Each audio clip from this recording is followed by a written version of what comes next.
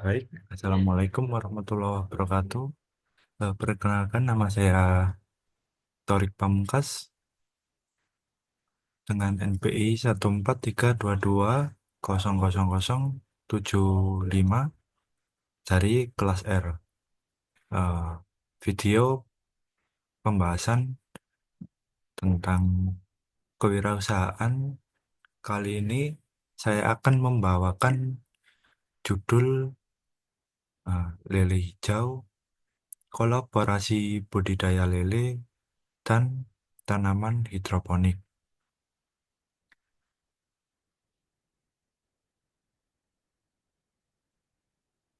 Alasan sendiri saya memilih hmm, judul lele hijau ini, yang pertama, saya pribadi tinggal di daerah urban yang padat penduduk dan lahan yang tidak terlalu luas. Jadi saya saya mengusung konsep hidroponik ini karena keterbatasan lahan. Lalu kenapa lele dan kangkung? Karena lele sendiri sangat diminati oleh masyarakat Indonesia, terutama masyarakat sekitar, dan kangkung sendiri termasuk tanaman yang mudah untuk dikelola dan dibudidayakan, termasuk lele juga, dan daya tahan dari kedua makhluk hidup ini menjadikan cocok untuk dibudidayakan. Lalu kenapa harus dipilih kedua menggunakan konsep bergabung seperti ini atau yang dinamakan aquaponik? Karena dari eh, limbah dari lele ini bisa menjadi nutrisi dari tanaman, yaitu tanaman kamu. Di budidaya yang saya gunakan, saya menggunakan sistem RAS atau sistem resirkulasi sistem. Jadi berawal dari air kolam lele yang melalui proses filtrasi dari mulai eh, mekanis, yaitu berisi filter yang akan menahan kotoran-kotoran besar atau limbah besar dari ikan. Kemudian setelah difilter, air akan melalui filter biologis yang akan membawa yang air yang akan dibawa yaitu kotoran-kotoran yang terkandung dalam air. Kemudian setelah melewati filter biologis, air akan melewati pH buffer dan UV.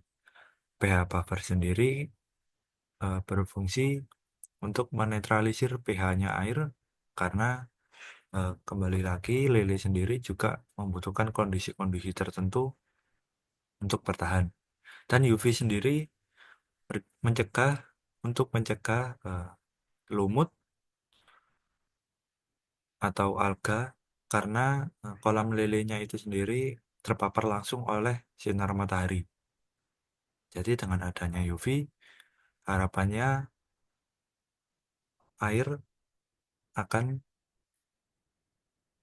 bersih dari alga dan meningkatkan kadar oksigen dalam air. Kemudian air yang sudah melewati filter-filter tersebut akan melalui media hidroponik yaitu sistem DFT dan kembali lagi ke kolam lele. Nah, khusus untuk di eh, filter biologis tersebut, kotoran besar yang sudah tersaring eh, tetap akan mengandung air yang sudah melewati filter mekanis akan tetap mengandung amonia atau kotoran yang halus. Nah, amonia di sini di akan diolah pada filter biologis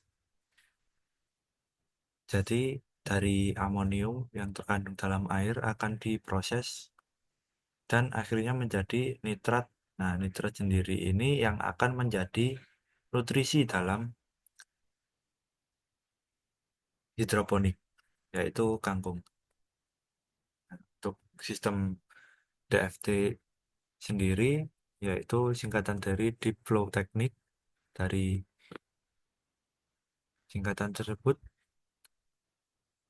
a- adalah sistem yang eh, menggenangkan tanaman. Jadi air media hidroponik, air yang ada pada media hidroponik akan menggenangkan akar dari tanaman.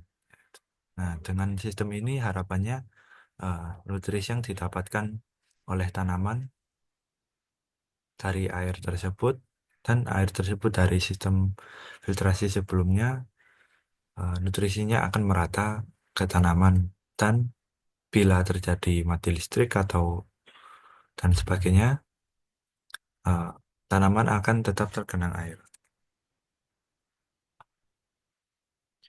Nah, lalu untuk lele sendiri memberikan yang akan saya budidayakan yaitu spesifik yaitu lele sangkuriang karena memiliki pertumbuhan yang cepat, tahan terhadap penyakit,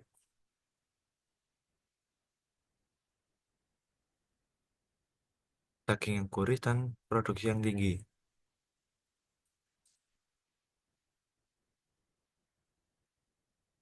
Karena eh, alasan tersebut, lele sangkuriang cocok untuk dibudidayakan. Nah, untuk kendala kendala yang terbesar yang akan saya alami yaitu eh, karena yaitu investasi awal dan pengetahuan teknis. Investasi awal dan pengetahuan teknis yaitu penggunaan sistem filtrasi, pompa dan komponen-komponen penunjang eh, sistem RAS sebelumnya itu eh, membutuhkan modal awal yang besar dan perlu pengetahuan khusus untuk membuatnya. Yang kedua, ketergantungan pada pasokan listrik dan faktor lingkungan, karena kolam sendiri sangat bergantung pada listrik, yaitu untuk pompa dan aerasi untuk oksigen dalam air, dan karena kolam tersebut berada di luar, perubahan cuaca ekstrim dan tantangan menjaga keseimbangan nutrisi ikan dan tanaman juga memerlukan pemantauan yang intensif. Lalu untuk segmentasi pasarnya, yang pertama eh, tetangga sekitar eh, dan restoran atau kafe-kafe yang membutuhkan tanaman hidroponik. Dan juga yang umumnya yang ada di Indonesia juga pecel lele dan sebagainya. Sumber pendapatan yang utama yaitu dari hasil panen lele dan sayuran.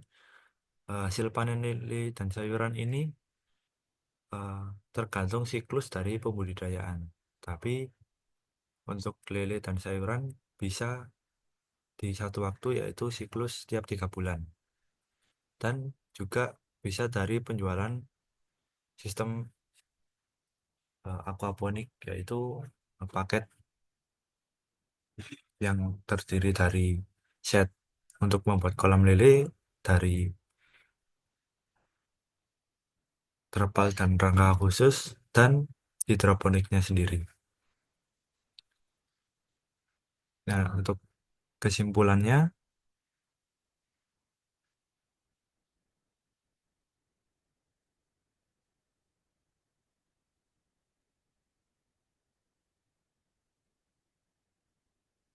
Mem- member- memberikan manfaat ganda, yaitu produksi ikan dan tanaman, menggunakan menggunakan sumber daya yang efisien karena memanfaatkan limbah sebagai nutrisi alami